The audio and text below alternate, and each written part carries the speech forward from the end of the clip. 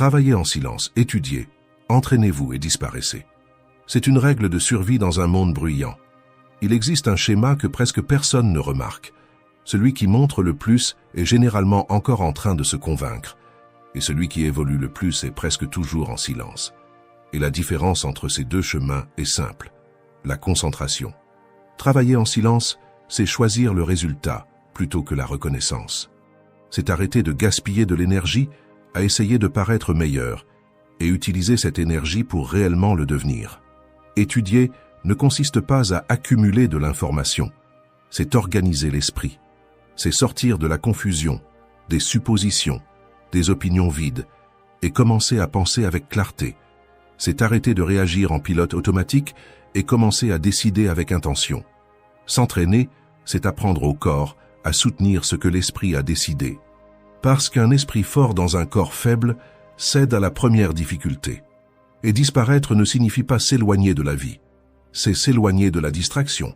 C'est couper l'excès, réduire le bruit et protéger ce qui est encore en train d'être construit. Ces 4 attitudes créent quelque chose de rare aujourd'hui. La constance, une force qui ne dépend pas de la validation, qui ne vacille pas face aux opinions et qui ne se perd pas dans le bruit. Si vous comprenez cela, votre vie commence à changer de direction. Parce que dans cette vidéo, vous allez apprendre 5 règles stoïciennes d'études, pratiques, directes, que vous pouvez appliquer dès aujourd'hui pour prendre le contrôle de votre esprit. Alors faites ceci. Décidez maintenant que vous n'allez pas seulement regarder. Écrivez ici « J'entre en mode construction » et restez avec moi jusqu'à la fin. Parce que ce que vous allez entendre ici peut être exactement ce qu'il vous manquait pour sortir de l'immobilisme. Maintenant, commençons. Règle 1. Étudiez pour développer votre intelligence. Vous vous êtes déjà arrêté pour penser que si l'on vous enlève tout aujourd'hui, l'argent, le statut, l'apparence, les relations, ce qui reste, c'est ce que vous avez dans l'esprit, ce que vous êtes capable de comprendre, de raisonner, de résoudre. C'est comme se retrouver seul face à un problème réel, sans aide, sans distraction, seulement vous et votre manière de penser. Vous avez quelque chose qui vaut de l'or en vous. Votre cerveau est une décision de vie. Soit vous grandissez de l'intérieur, soit le monde grandit au-dessus de vous. C'est comme entrer dans un combat sans entraînement. Peu importe votre force, vous serez dominé par celui qui a mieux réfléchi avant d'agir. Et ici, je vais être direct. Beaucoup de gens veulent gagner plus, vivre mieux, être respectés, mais ne veulent pas payer le prix de s'asseoir, d'étudier et de réfléchir vraiment. Les stoïciens savaient que le plus grand patrimoine d'un être humain est un esprit entraîné.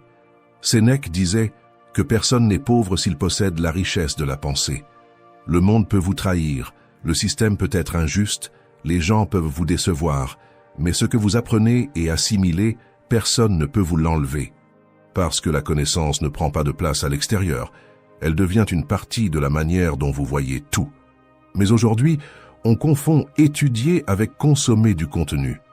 Vous regardez des vidéos, des extraits, vous sauvegardez des publications, vous écoutez des podcasts, et vous avez l'impression d'apprendre, mais au fond ce n'est que de l'information qui passe, pas de la connaissance qui reste. C'est comme regarder quelqu'un s'entraîner tous les jours et croire que votre corps a changé aussi. Vous avez suivi, mais vous n'avez rien construit. Étudier, c'est autre chose. Étudier, c'est rester avec le contenu jusqu'à ce qu'il vous dérange. C'est lire, noter, questionner, appliquer. Et cela fatigue. C'est pour cela que presque personne ne le fait. Parce que penser demande un effort. Et la plupart préfèrent une distraction confortable à une croissance inconfortable. Laissez-moi vous poser une question. Combien de fois avez-vous dit « Lundi, je commence à étudier sérieusement » ? Combien de fois avez-vous acheté un cours, un livre, un cahier, et ils sont devenus de la décoration? Vous n'êtes pas paresseux. Vous n'avez simplement jamais appris à voir l'étude comme un outil de liberté. Vous avez appris à mémoriser pour un examen, pas à penser pour vivre. Et ici, entre une loi simple de la vie, vous récoltez exactement le niveau de clarté que vous construisez. Sans clarté, vos décisions vont toujours vous limiter. Le stoïcisme est brutal sur ce point. Si vous ne maîtrisez pas votre esprit, quelqu'un vous maîtrise. Soit vous pensez, soit quelqu'un pense pour vous et presque toujours pas en votre faveur. Et vous le remarquez quand vous vous énervez pour tout, quand vous vous laissez manipuler par l'opinion des autres, quand vous vivez en réaction et presque jamais en choix. L'intelligence ne consiste pas seulement à savoir des choses difficiles, c'est savoir vivre avec plus de sagesse. Marc Aurèle était empereur et pourtant il étudiait tous les jours. Il lisait, écrivait, réfléchissait. Il n'avait pas besoin de diplôme, il avait besoin de clarté. Parce que plus la responsabilité est grande, plus il est dangereux d'agir sans comprendre ce que l'on fait. Et il comprenait quelque chose que la plupart ignorent. Plus vous voulez avoir du pouvoir sur votre propre vie, plus vous devez assumer de responsabilités sur votre propre esprit. Étudier pour développer votre intelligence, c'est étudier pour comprendre vos émotions, prendre de meilleures décisions, voir au-delà des apparences, ne pas être trompé par n'importe quelle promesse séduisante. C'est sortir du mode automatique et commencer à voir le jeu qui se joue autour de vous. Et cela ne se résume pas à lire un livre technique, c'est une étude de soi-même, du monde, de la nature humaine. Dans la pratique, comment vivre cela? D'abord, arrêtez d'attendre l'envie pour étudier. L'envie est instable, la discipline est une décision. Attendre l'envie, c'est comme attendre que la mer soit calme pour apprendre à nager. Vous n'entrez jamais dans l'eau. Sénèque disait que le temps que nous gaspillons est le plus grand des vols. Vous ne pouvez pas continuer à offrir des heures de votre vie à des distractions qui ne feront pas de vous une personne ne serait-ce qu'1% meilleure demain. Réservez un moment chaque jour, même court, pour étudier quelque chose qui vous fait réellement grandir. Sans drame, sans excuse. Asseyez-vous et faites-le. Ensuite, choisissez moins de choses et allez plus en profondeur. Regarder 30 vidéos superficielles sans rien retenir ne sert à rien. Prenez un livre, un thème, un domaine, le stoïcisme, les finances, la communication, ce qui compte pour votre vie, et engagez-vous à aller jusqu'au bout. La superficialité accumule de l'information. La profondeur construit la compréhension. Lisez calmement, prenez des notes, arrêtez-vous et demandez-vous comment cela s'applique à votre vie aujourd'hui, ou vous vous trompez déjà là-dessus. C'est ainsi que l'information devient transformation. Troisièmement, étudiez en regardant vos attitudes, pas seulement le contenu. Épictète disait que le véritable progrès consiste à voir que vous vous trompez et à commencer à agir différemment. À quoi sert de comprendre le stoïcisme si vous explosez pour n'importe quoi?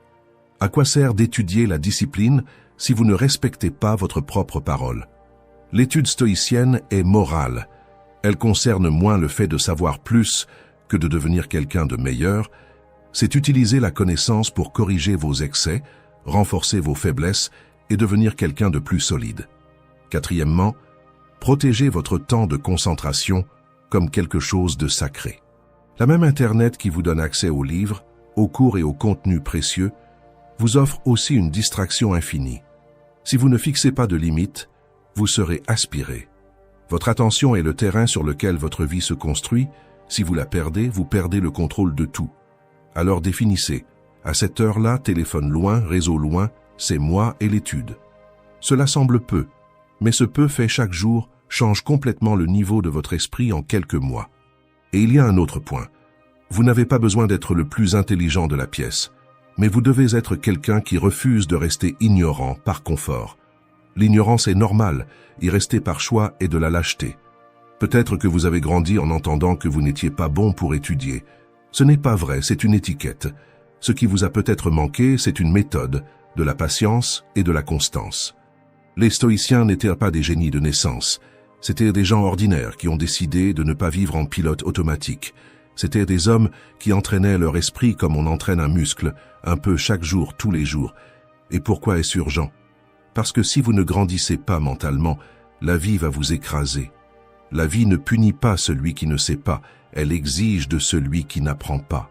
Vous tomberez dans les mêmes pièges, répéterez les mêmes cycles, vous impliquerez avec les mêmes personnes, prendrez les mêmes mauvaises décisions. La connaissance n'élimine pas la douleur, mais elle vous donne des outils pour ne pas être détruit par elle. Vous pouvez continuer à dire « Un jour j'étudierai cela, un jour je lirai ce livre. Un jour j'apprendrai sur l'argent, les émotions, les décisions. » Ou vous pouvez accepter que ce jour n'arrive jamais seul. Il commence seulement quand vous décidez. Alors faites deux choses. Choisissez un contenu concret à étudier aujourd'hui, un chapitre de livre, un cours, un texte, et allez jusqu'au bout avec une attention réelle. Règle 2. Travaillez loin du regard des autres. Avez-vous remarqué comme aujourd'hui tout le monde semble faire quelque chose de grand? Photos de projets, coulisses, objectifs, promesses. Mais quand on regarde de près, peu de choses changent réellement.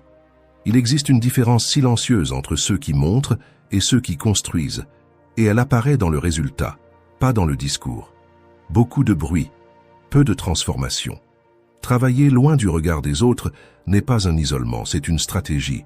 C'est décider que votre énergie ne sera pas dépensée à essayer de paraître, mais à devenir réellement quelque chose. Les stoïciens le savaient, Sénèque disait « Celui qui cherche les applaudissements à l'extérieur perd sa direction intérieure ».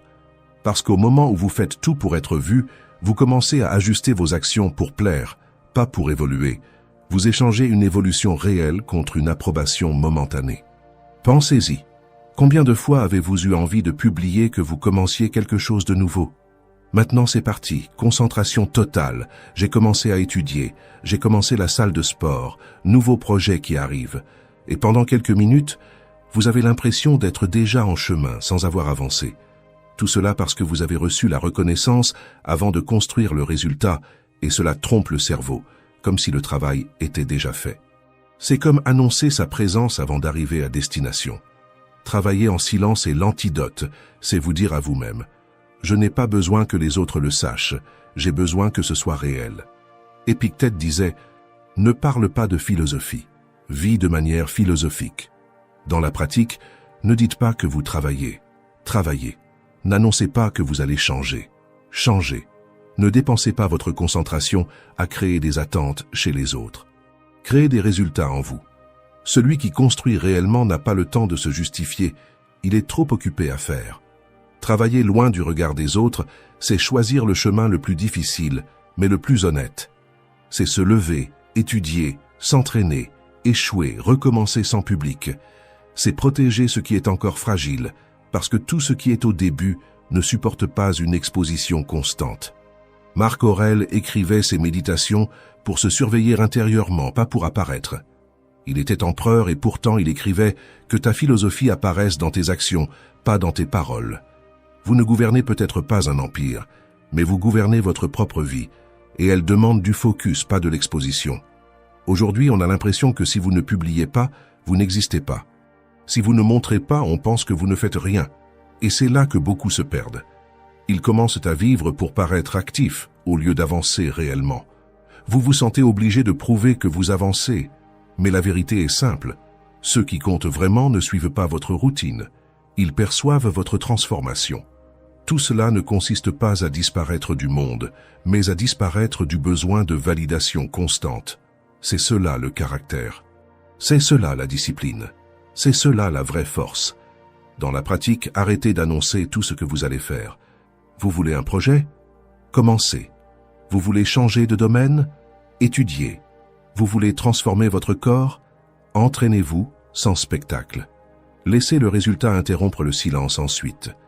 Créez un espace sacré de travail invisible pour le monde, que ce soit votre chambre, votre bureau, une bibliothèque. Quand vous y entrez, l'accord est simple. Ici, je ne cherche pas l'approbation, je construis mon évolution. Tout n'a pas besoin de devenir du contenu, certaines choses doivent rester uniquement à vous. Acceptez que personne n'ait besoin de comprendre votre phase de construction. On dira que vous avez disparu, que vous êtes étrange, laissez-les parler. Vous ne construisez pas pour être compris, vous construisez pour ne plus redevenir celui que vous étiez. Maintenant, soyez honnête avec vous-même. Vous voulez être la personne du « cette fois c'est la bonne » ou la personne qui agit, construit et revient transformée. Si cela vous a touché, ne l'ignorez pas. Peut-être que vous dépensez trop d'énergie à prouver et pas assez à construire. Peut-être que la paix que vous cherchez se trouve justement dans le fait d'arrêter de vous exposer et de commencer à vous développer en silence. Vous n'êtes pas une annonce, vous êtes un processus. Et le processus n'est pas toujours beau. Il est désordonné, lent, rempli d'essais et d'erreurs. Il ne reçoit pas d'applaudissements immédiats, mais il construit quelque chose que personne ne peut vous enlever. Votre priorité, à partir de maintenant, n'est pas d'apparaître, c'est d'évoluer. Règle 3. Entraînez-vous pour renforcer vos qualités. Vous êtes-vous déjà arrêté pour réfléchir à tout ce qu'il y a de bon en vous? Vous êtes plus fort que vous ne l'imaginez, plus intelligent que vous ne vous en donnez le crédit, plus capable que ce que votre esprit insiste à vous faire croire. Vous avez de vraies qualités. peut-être de la discipline dans certains domaines, de l'empathie, du sens des responsabilités, du courage, de la résilience. Mais une qualité sans entraînement ne tient pas, et c'est là que la plupart des gens se trompent. Quand je dis « entraînez-vous pour renforcer vos qualités », je ne parle pas seulement du corps, de la salle de sport et des muscles. Je parle du caractère, du contrôle émotionnel, du courage, de la concentration, de la constance. Parce que tout ce que vous n'entraînez pas s'affaiblit, et tout ce que vous répétez finit par vous dominer. Si vous n'entraînez pas ce que vous avez de bon, ce que vous avez de mauvais prend le contrôle. Les stoïciens comprenaient cela en profondeur. Marc Aurèle savait qu'il pouvait être juste ou tyrannique, calme ou impulsif, ferme ou faible. La différence ne se trouvait pas dans ce qu'il était, mais dans ce qu'il renforçait chaque jour. La logique est simple. Vous n'êtes pas seulement ce avec quoi vous êtes né, vous êtes ce que vous répétez. Et voici le point qui change tout. Vous êtes déjà en entraînement, même sans vous en rendre compte. Quand vous fuyez des conversations difficiles, vous entraînez la lâcheté. Quand vous remettez tout à plus tard, vous entraînez la procrastination. Quand vous explosez pour n'importe quoi, vous entraînez l'impulsivité. Ce n'est pas que vous êtes ainsi, c'est que vous pratiquez cela tous les jours. Épictète l'a résumé de manière directe. Tout ce qui se renforce par l'exercice. Vous voulez de la patience? Il va falloir pratiquer la patience. Vous voulez de la discipline? Il va falloir tenir vos engagements. Vous voulez du courage? Il va falloir agir même avec la peur. Il n'existe pas de construction intérieure sans répétition extérieure. Si vous entraînez le négatif sans vous en rendre compte, vous pouvez aussi entraîner le meilleur avec intention. Vous avez déjà en vous les graines de beaucoup de choses positives. Peut-être supportez-vous beaucoup en silence. Cela peut être une force si elle est bien orientée. Peut-être avez-vous une facilité à écouter. C'est de l'empathie si elle est bien guidée. Peut-être avez-vous un esprit rapide. C'est de l'intelligence si elle est bien entraînée. Ce qui manque, ce n'est pas la capacité, c'est la direction et la constance.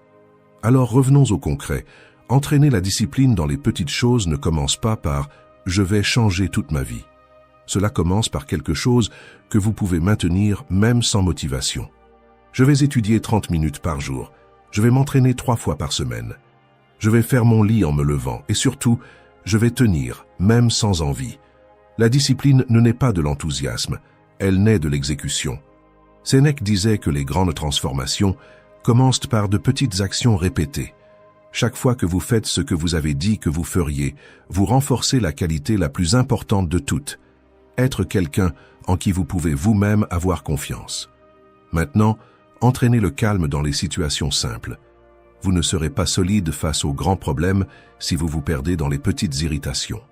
Dans la circulation, dans une file d'attente, dans un message sans réponse, c'est dans ces moments que votre véritable schéma apparaît. Lors de la prochaine irritation, testez ceci. Respirez avant de répondre. Comptez jusqu'à 3. Demandez-vous, est-ce que cela mérite vraiment ma réaction? Marc Aurèle écrivait « Sois comme le rocher contre lequel les vagues se brisent. » Mais ce rocher ne naît pas prêt. Il se construit à chaque réaction que vous décidez de maîtriser. Maintenant, entraînez le courage à petite dose. Le courage n'est pas l'absence de peur, c'est l'action malgré elle. Vous n'avez pas besoin de commencer par le plus grand défi de votre vie. Commencez par ce que vous évitez déjà aujourd'hui. Dire ce que vous retenez, défendre une idée, vous positionner, tenter quelque chose sans garantie. Chaque acte de courage est une répétition. Et la répétition transforme le comportement en identité. Entraînez votre concentration en coupant l'excès. Vous avez la capacité de vous concentrer. Elle est simplement dispersée. Notifications, vidéos, messages, défilements infinis, votre attention est fragmentée toute la journée et ensuite vous pensez ne pas pouvoir vous concentrer. Le stoïcisme poserait une question directe. Est-ce que cela vous rapproche de la personne que vous voulez devenir? Entraîner la concentration, c'est étudier sans toucher au téléphone, s'entraîner sans tout filmer, travailler sans vérifier les réseaux sociaux toutes les 5 minutes. Ce n'est pas du radicalisme, c'est une direction consciente de votre attention. C'est vous qui décidez où votre esprit reste. Maintenant, entraînez la constance en acceptant l'ennui. Les qualités les plus fortes naissent dans la partie la plus monotone du processus. Ce n'est pas les jours de motivation, ce sont les jours de fatigue. Épictète rappelait Un athlète ne devient pas athlète en regardant. Il devient athlète en répétant le même mouvement jusqu'à ce que cela devienne naturel. La constance, c'est cela. Étudier quand vous n'en avez pas envie, s'entraîner sans motivation, continuer sans résultat immédiat. C'est à ce moment que vous cessez d'essayer et que vous commencez à devenir.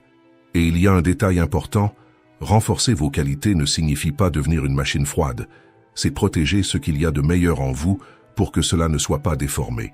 Si vous êtes bon, mais que vous ne vous affirmez pas, vous devenez quelqu'un que les autres exploitent. Si vous êtes responsable, mais que vous ne vous reposez pas, vous devenez quelqu'un d'épuisé. Si vous êtes sensible, mais que vous ne développez pas de fermeté, n'importe quoi vous fait tomber. Une qualité sans équilibre devient une faiblesse déguisée. Entraînez vos qualités, c'est ajuster cela avec conscience. Les stoïciens n'étaient pas des surhumains. C'étaient des personnes ordinaires qui ont compris leurs capacités et ont su les développer. Et vous pouvez faire la même chose. Aujourd'hui, choisissez une qualité que vous voulez renforcer. Discipline, courage, patience, concentration ou fermeté. Ensuite, définissez une action concrète et exécutez-la, sans plan parfait, seulement une action réelle. Parce qu'au moment où vous commencez à entraîner ce qu'il y a de meilleur en vous, vous cessez de dépendre de la chance et vous commencez à construire des résultats. Règle 4. Faites taire le besoin de vous expliquer. La vérité, c'est que vous n'avez pas besoin de vous expliquer autant, mais sans vous en rendre compte, vous vivez comme si vous étiez observé en permanence, comme si chaque décision devait être approuvée avant d'être vécue. Les stoïciens seraient directs sur ce point. Vous essayez de contrôler ce qui n'a jamais été sous votre contrôle, l'interprétation des autres. Et pendant ce temps, vous abandonnez ce qui vous appartient vraiment, vos actions, vos valeurs, vos décisions. Sénèque disait que celui qui cherche à plaire à tout le monde finit par s'éloigner de lui-même, parce que chaque explication excessive porte un message silencieux. Leur opinion pèse plus que ma propre direction. Pensez-y. Vous ne voulez pas aller quelque part, mais vous inventez une longue justification. Vous avez besoin de temps, mais vous vous excusez d'être absent. Vous changez de direction, mais vous sentez que vous devez convaincre tout le monde que ce n'est rien de personnel. Au fond, ce n'est presque jamais de la politesse. C'est de la peur déguisée en gentillesse, peur d'être mal compris, peur de décevoir, peur de perdre l'approbation. Épictète enseignait quelque chose d'essentiel. Vous contrôlez vos choix, mais jamais la manière dont ils seront perçus, et au moment où vous essayez de gérer ce que l'autre va penser, vous entrez dans une prison invisible, la prison de l'explication constante.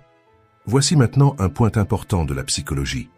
Cela s'appelle le besoin de validation externe, lorsque votre sentiment de sécurité dépend de l'acceptation des autres. Et plus vous alimentez cela, plus vous devenez fragile. Parce que votre paix dépend alors de quelque chose que vous ne pouvez pas garantir. Faire taire ce besoin ne signifie pas devenir froid, c'est réorganiser votre référence intérieure. Dans la pratique, cela commence par quelque chose de simple, mais puissant. Des réponses courtes, claires et sans défense. Vous ne pouvez pas venir? Merci pour l'invitation, mais je ne viens pas. Vous avez besoin de temps? Je traverse une période plus réservée. Vous avez changé de direction? J'ai décidé de suivre un autre chemin, sans trop se justifier, sans essayer de contrôler la réaction de l'autre, parce que voici la vérité qui libère. Celui qui veut être contrarié trouvera une raison, même face à la meilleure explication. Votre responsabilité n'est pas de plaire, c'est d'être clair et respectueux. Marc Aurèle écrivait « Si c'est juste, fais-le. Si c'est vrai, dis-le. » Il n'existe pas de clause tant que tout le monde approuve. Votre critère ne peut pas être ce que les autres vont penser. Il doit être « Est-ce que cela est aligné avec la personne que je suis en train de devenir ?»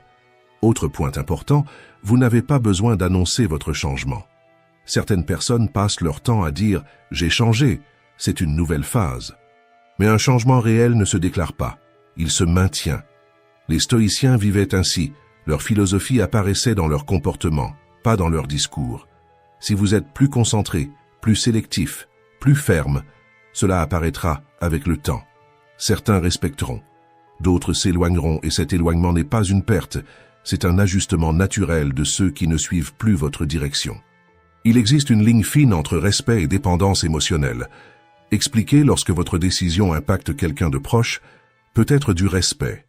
S'expliquer en permanence pour éviter l'inconfort est une dépendance émotionnelle. Sénèque dirait que celui qui s'excuse trop d'exister finit par oublier de vivre. Vous n'avez pas besoin de vous excuser de prendre soin de votre esprit, de protéger votre temps, de prioriser votre croissance. Vous pouvez simplement assumer, c'est ainsi que j'ai choisi de vivre maintenant. Oui, cela va créer de l'inconfort, on dira que vous avez changé, on vous qualifiera de distant, de différent, voire de froid. Mais bien souvent, ce que les autres appellent changement, c'est simplement que vous n'êtes plus accessible à tout. Et le point est simple, tout le monde ne comprendra pas, et tout le monde n'a pas besoin de comprendre. Le stoïcisme ne vous apprend pas à être insensible, il vous apprend à ne pas vivre à genoux devant le besoin d'approbation. Ceux qui sont sincères restent, ceux qui n'aimaient que votre version disponible, pour tout s'éloigneront peut-être. Et ce n'est pas du rejet, c'est un filtre. Au final, faire taire le besoin de vous expliquer, c'est développer une force silencieuse, c'est supporter l'inconfort de ne pas être compris immédiatement. C'est dire non sans en faire un discours. C'est maintenir une décision sans se défendre. C'est faire davantage confiance à votre conscience qu'au récit des autres. Moins vous essayez de contrôler la façon dont vous êtes perçu, plus vous devenez solide dans ce que vous êtes. Règle 5. Disparaissez pour évoluer intérieurement. Disparaître n'est pas une faiblesse. La faiblesse, c'est de continuer à être présent dans tout ce qui vous épuise, juste pour ne pas paraître différent, rester dans les mêmes conversations, dans les mêmes environnements, dans les mêmes cycles qui vous drainent, même en sachant que cela vous éloigne de la personne que vous pourriez devenir. Les stoïciens comprenaient cela avec clarté. Marc Aurèle a écrit « Les hommes cherchent des retraites à la campagne, au bord de la mer, dans les montagnes, mais toi, tu peux te retirer en toi-même. » Autrement dit, le véritable refuge n'est pas un lieu physique, c'est un état de conscience. Il était empereur, entouré de décisions, de pression et de bruit constants, et pourtant, il savait que sans ce retour vers l'intérieur, il perdrait le contrôle de lui-même. Maintenant, regardez votre réalité. Notifications, opinions, comparaisons, exigences, des stimuli en permanence. Votre esprit ne s'arrête pas, et un esprit qui ne s'arrête pas ne parvient pas à s'organiser. Il existe une loi simple ici. Sans espace, il n'y a pas de clarté. Si vous êtes exposé en permanence, en train de réagir en permanence, en train d'absorber en permanence, vous ne pensez pas, vous ne faites que répondre. Et vivre en réagissant n'est pas vivre avec conscience, c'est vivre en pilote automatique. C'est pourquoi disparaître dans ce contexte n'est pas une fuite, c'est une stratégie mentale. C'est reconnaître, dans ces conditions, je ne peux pas évoluer, et décider de créer suffisamment de distance pour vous reconstruire. Parce que, soyons honnêtes, il est presque impossible de s'ajuster pendant que vous êtes constamment observé, sollicité et comparé. Si chaque pas devient une opinion, si chaque erreur devient un jugement, vous commencez à vous protéger plus qu'à évoluer. Et celui qui vit en se protégeant ne grandit pas. Il se maintient simplement. L'évolution intérieure est silencieuse et tout le monde ne mérite pas d'avoir accès à cette phase. Sénèque disait « L'âme se renforce lorsqu'elle est capable de rester avec elle-même. » Si vous ne supportez pas d'être seul, le problème n'est pas la solitude, c'est la rencontre avec vous-même. Alors comprenez cela avec maturité. Disparaître parfois, c'est se regarder et se dire « Je vais m'éloigner un moment du bruit pour me rappeler qui je suis sans interférence. » Maintenant, ramenons cela à la pratique.